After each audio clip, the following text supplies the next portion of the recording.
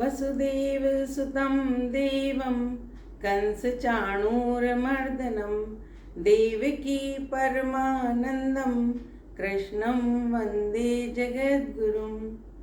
सांदीपनी गुरुकुल संस्थान के आज के किशोर व्यक्तित्व विकास के इस कार्यक्रम में आप सभी बच्चों और सम्माननीय अभिभावकों का हार्दिक स्वागत और अभिनंदन। आज हम चर्चा करेंगे परोपकार पर। हमारे जीवन में परोपकार ही सबसे बड़ा धर्म है। गोस्वामी तुलसीदास जी ने रामचरितमानस में कहा भी है, परहित सरिस धर्म नहीं भाई, पर पीड़ा सम नहीं अधमाई।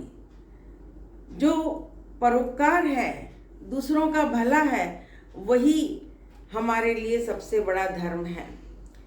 और जब भी हम धर्म की बात करते हैं तो मानव धर्म ही हमारे लिए सबसे महत्वपूर्ण है। और इसीलिए स्वामी विवेकानंद ने नर सेवा को ही नारायण सेवा कहा है। बच्चों, अक्सर लोग ये सोचते हैं कि पैसे से ही परोपकार किया जा सकता है, लेकिन ये धारणा बिल्कुल गलत है। हमें सबसे पहले उन बातों पर ध्यान देना चाहिए जिनसे कि दूसरों को खुशी मिलती है, दूसरों का भला होता है और उसमें किसी भी पैसे की ज़रूरत नहीं लगती है। यदि कोई हमसे मिलने आता है तो हम मुस्कुराकर उसका स्वागत करते हैं। यह भी हमारे वाणी के द्वारा, हमारे व्यवहार के द्वारा एक परोपकार है। अगर हम किसी से मधुर वाणी में, मधुर लहजे में बात करते हैं और उसकी किसी बात का बुरा ना मानकर उसको अच्छे शब्दों में जवाब देते हैं, यह भी एक परोपकार है। किसी के मन को हम सुकून देते हैं, खुशी देते हैं, सुख देते हैं, वह भी एक प्रकार का परोपकार है। किसी को अपने व्यवहार से, अपने आचरण द्वारा एक प्रसन्नता देना, वह भी सबसे बड़ा पुरस्कार है। और इससे भी बड़ा परोपकार जो है वो ये है कि हम अपने मन से दूसरों के लिए भला सोचें। जब हम मन से दूसरों के लिए भला सोचते हैं तो उसमें सबसे पहला भला हमारा ही होता है। और इसीलिए हमारी संस्कृति में कहा गया है, कर भला तो हो भला।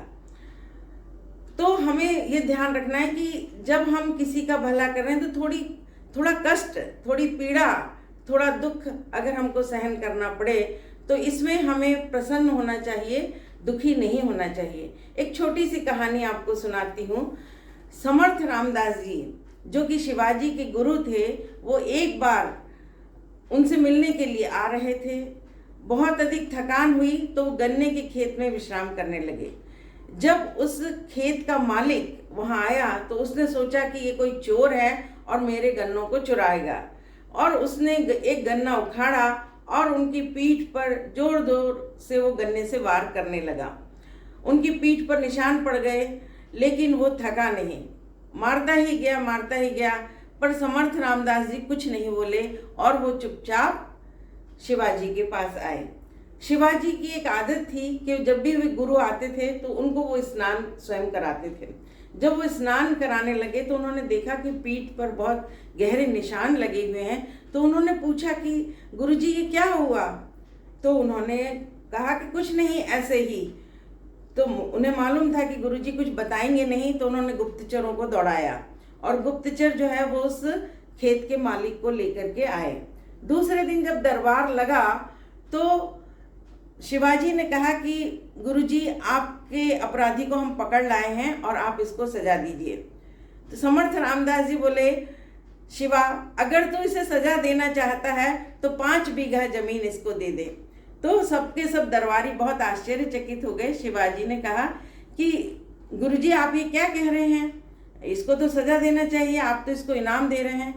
अरे, बोले कि ये जो गन्ना है, इस गन्ने को जब दबाया जाता है, कुचला जाता है, इसको मशीन के अंदर घुमाया जाता है तो ये रस देता है, और मैं जो है वो इसको किस प्रकार से सजा दे सकता हूँ?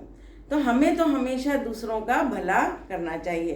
तो समर्थ रामदास जी ने एक हमको सीख दी कि हमको दुख पा करके भी दूसरों का भला करना चाहिए। तो बच्चों, ये कहानी आपको कैसी लगी?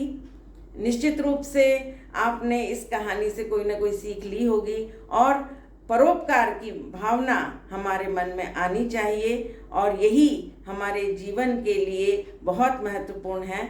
आज हम सब मिलकर के ये संकल्प करें कि हम अपने जीवन में मन, वचन और कर्म से परोपकार करेंगे और अपने जीवन को सफल बनाएंगे। बहुत बहुत धन्यवाद। जय श्री कृष्ण।